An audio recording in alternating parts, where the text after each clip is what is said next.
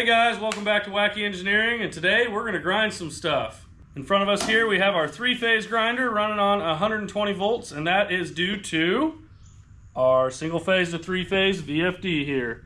And as you can see, with the extension cord, it is plugged into just a regular 120 volt plug. First up to bat is the tape measure. We're going to kick this bad boy on, kick on the power, and fire it up.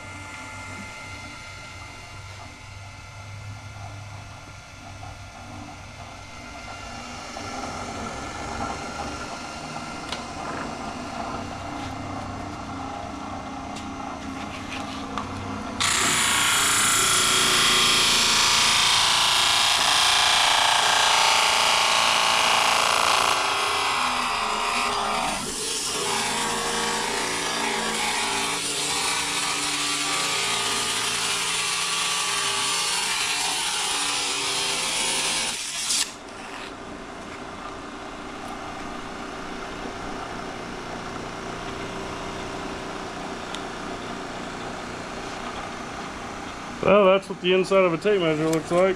Oh, busted.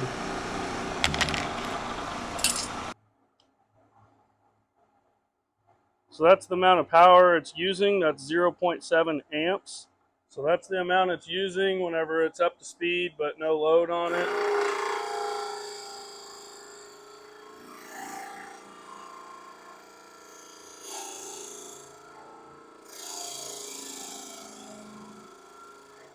So 3 amps is about the most I can get, and that's if I push it really hard on there. So it's pretty efficient. It actually doesn't use that much power. Put this dang fork in there. A little bit of backstory. This fork's from Dollar Tree.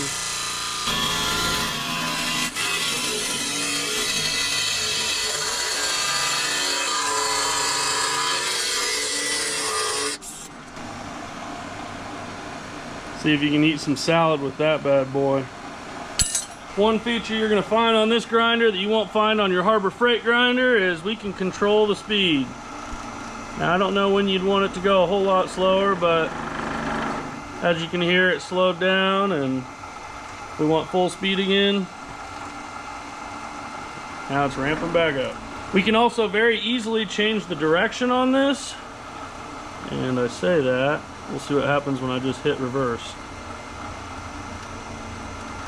So it's going to slow down, and then once it hits a low enough speed, probably 0, then it's going to go the other direction.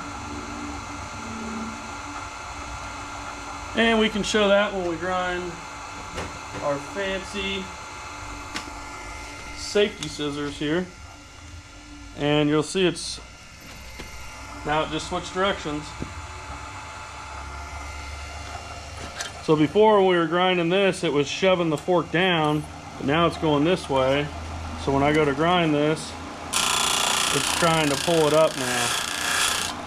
So I can come over to this side.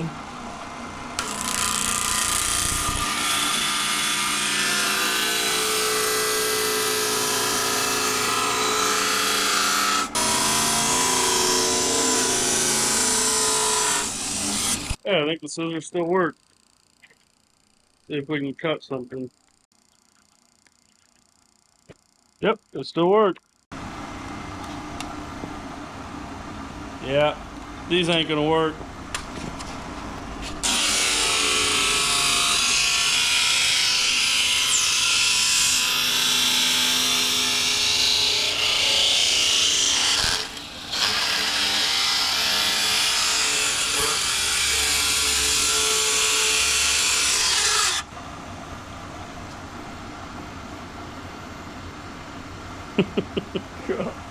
Ow. Dude, that sucker was cut. Okay. So we were able to get this grinder for about 75 bucks, and this drive here was about 75 bucks. So we have $150 of this grinder, and it has some pretty good features, such as you can angle the table to get you different angles on different parts that you need to grind or face. And of course it's got this industrial 3-phase motor, which is pretty solid. This thing looks like it's probably from the 70s, so I mean, it's lasted this long, it'll probably last longer. And of course we have our disconnect box.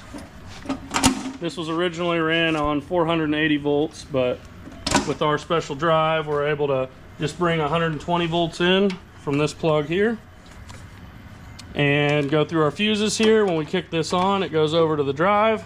The drive converts it from 120 to 220 or 240 3-phase.